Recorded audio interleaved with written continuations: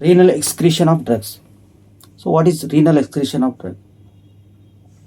So here renal excretion is a process by which the kidneys will remove the drugs and their related metabolite products from the blood and eliminate them through the urine.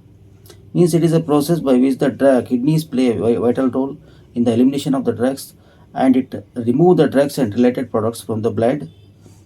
So this process mainly involves three steps. That is, first one is glomerular filtration, second one is tubular secretion, third one is tubular reabsorption. Hi everyone, welcome to my channel. Today's topic is renal excretion of the drugs.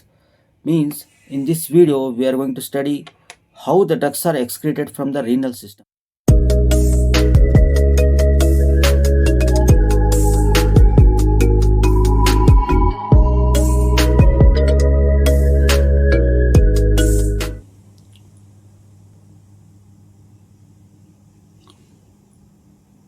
Glomerular filtration. What happens here?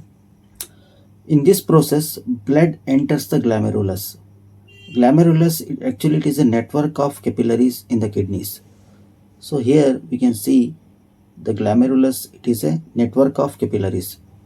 Then water and the small molecules, including drugs, are filtered easily into the Bowman's capsule.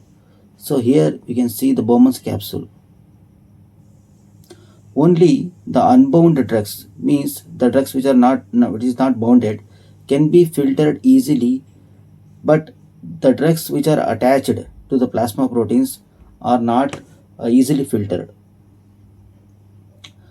Here the key points of this process. Actually it is a passive process, means there is no energy required, and the drugs which are having a size of less than 60 kilodalton are easily filtered. Then protein bound drugs are not filtered here. Example, digoxin is filtered easily because it is too small and not highly protein bound in nature. Tubular reabsorption. So in this process, after filtration, the drug passes through the renal tubules. Here we can see the renal tubules, and the drugs passes through the renal tubules. Some drugs are reabsorbed back into the bloodstream, especially the fat soluble drugs, that is lipophilic drugs, are get reabsorbed. Then this reabsorption mainly depends on two factors, that is urine pH and drug ionization. So there are some key points of this process. So this process may be passive or active. Then especially non-ionized drugs, that is unchanged drugs, undergo reabsorption. Urine pH may be manipulated to increase the excretion of these type of drugs, especially in case of aspirin overdose.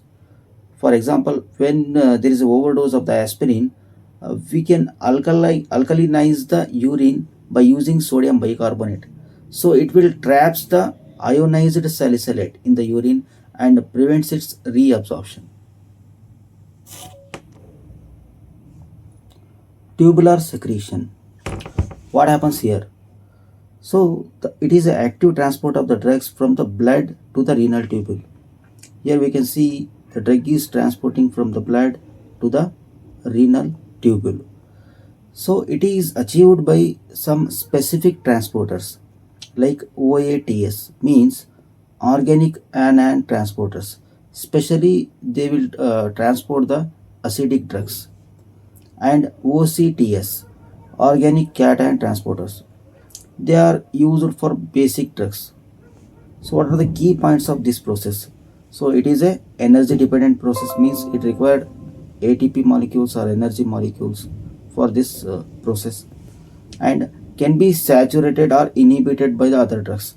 So other drugs may be interfere in this process. Then important for the drugs that are having a nature of protein bound and not filtered. Example, probenecid inhibits the OATS and reduces the penicillin excretion.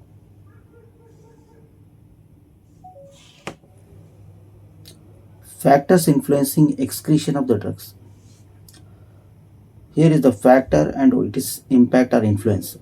First one is the size of the drug and its polarity. Small and polar drugs are easily excreted from the urine. And the second one is protein binding nature of the drug. Only unbound drug are easily filtered. Then urine pH. It affects the ionization process and reabsorption of the drug. Then renal blood flow. If there is a higher flow to the renal, that is kidneys, then it increases the filtration.